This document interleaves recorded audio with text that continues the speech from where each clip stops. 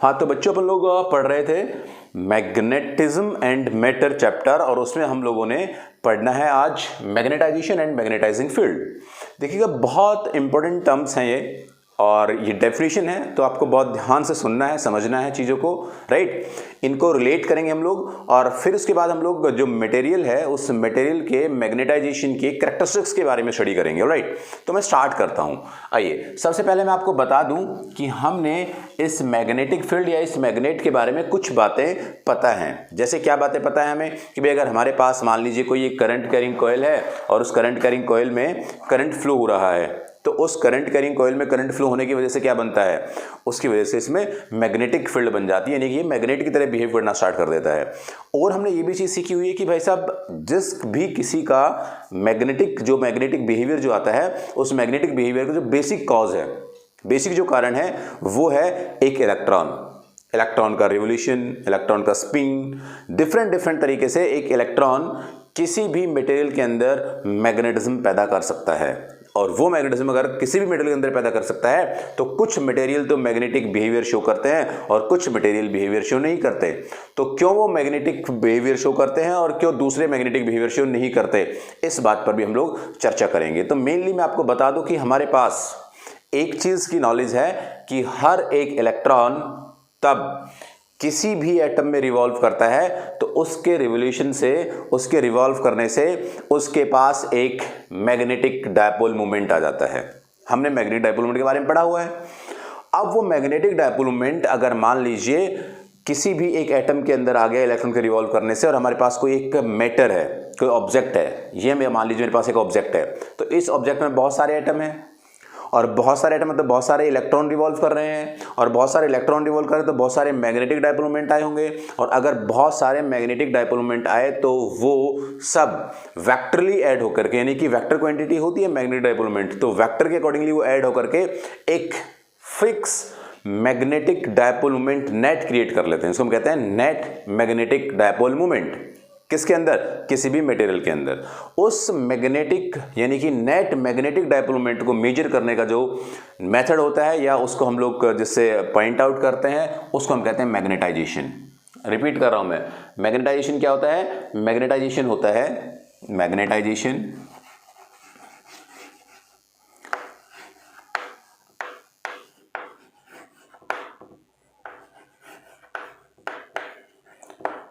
which is represented by capital M, that is equal to M net. What is M net? Per unit volume. M net is magnetic dipole moment, या फिर मुझे कहना चाहिए net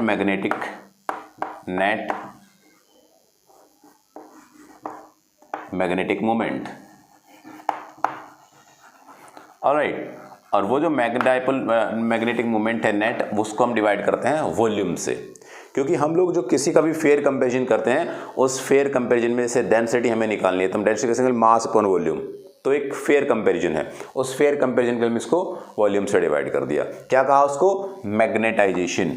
ये magnetisation क्या होता है? ये मैग्नेटाइजेशन वर्ड क्या है? तो ये मैग्नेटाइजेशन वर्ड है, ये किसी भी मटेरियल का पैदा किया हुआ मैग्नेटिक इफेक्ट है, किसी भी मटेरियल की वजह से। अच्छा, दूसरा, अगर मान लीजिए मैं एक सोलेनॉइड लूं और उसमें n नंबर ऑफ टर्न्स है per unit length, let's consider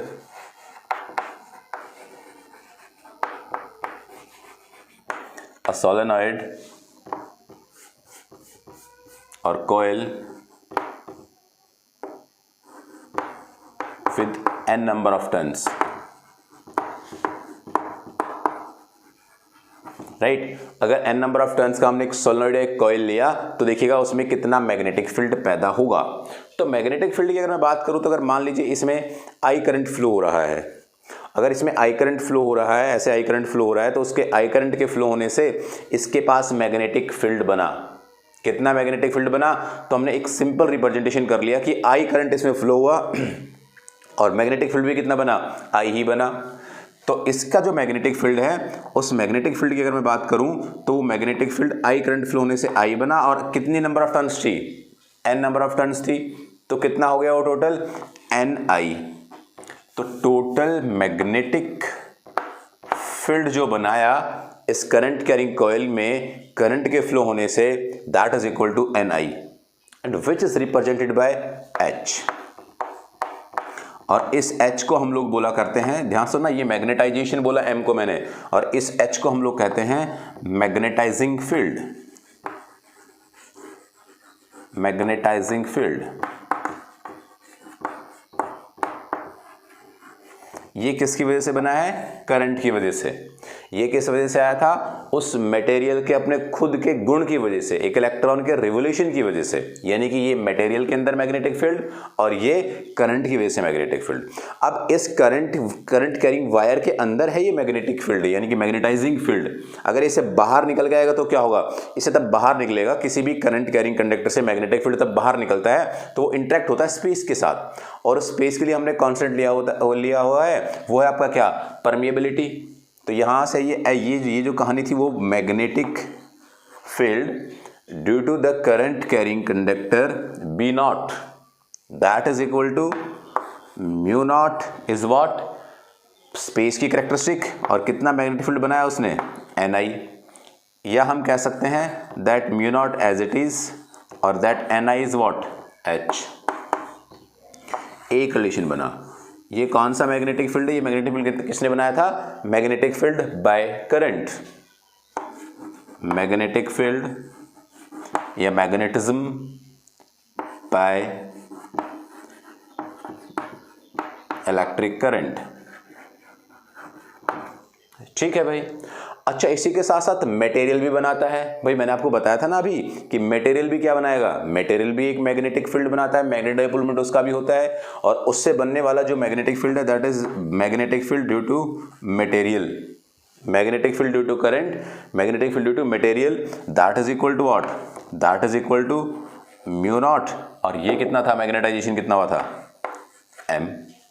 तो ये आपका क्या हो गया? ये magnetic behaviour due to the material. हमने क्या किया बच्चों? हमने एक सोलेनॉइड के अंदर एक मटेरियल डाल दिया। फिर से सोलेनॉइड खोखला होता है, उस सोलेनॉइड ने यहाँ पर फील्ड कितनी बनाई थी? B not. क्यों बनाई थी? क्योंकि उस सोलेनॉइड में करंट फ्लो हो रहा था। उसके अंदर हमने एक मटेरियल इंसर्ट कर दिया। अब हमने उसके अंदर एक मटेरियल इंसर्ट किया तो उसने कितनी मैग्नेटिक फील्ड बनाई? Bm।